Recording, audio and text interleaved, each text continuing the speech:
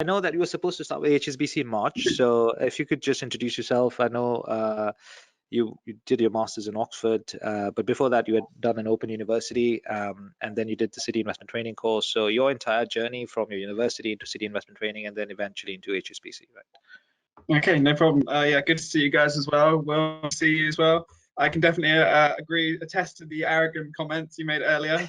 But yeah, so as sort of you mentioned, That's you guys. I did a mathematics degree with Open University up until 2019, and I graduated with a first in that. I then went on to study at the University of Oxford, master's program in mathematics again. So, and whilst I was doing that, I had sort of had that was when I was sort of deciding, actually, I would like to try investment banking. And that was what I was sort of aiming towards going into a career. But the problem I had, a bit like Will, when I finished and actually graduated, I had no experience. So I sort of spent the initial sort of phase after graduation, sort of looking for jobs, applying for like genuinely sort of 100+ jobs, and probably 95% not hearing anything back.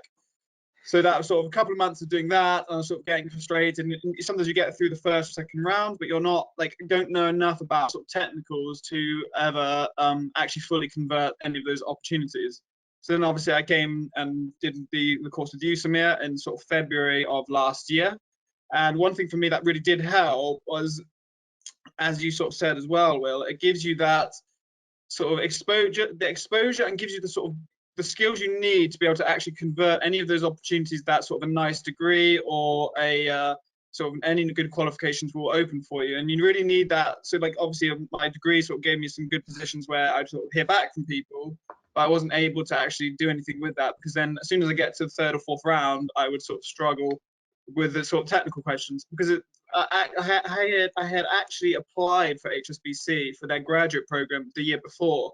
So that's funny to me to then go on and get the same role later, because I'd actually applied for that and got into the sort of penultimate round, I think, so the job simulation test, and failed at that hurdle because I just didn't have the technical sort of experience required at that point. So then when I came back, and after working with you, Samir, I then sort of applied for the off-cycle version for the next academic year. And when I went to those, I really felt a lot more confident. There was a huge difference between my answers and the way I did that. And then obviously I got to the final round, the assessment center, and was able to actually convert that into an offer. And you were correct; it does start in March. Actually, starts tomorrow. So yeah, that's the first day. Well done, mate.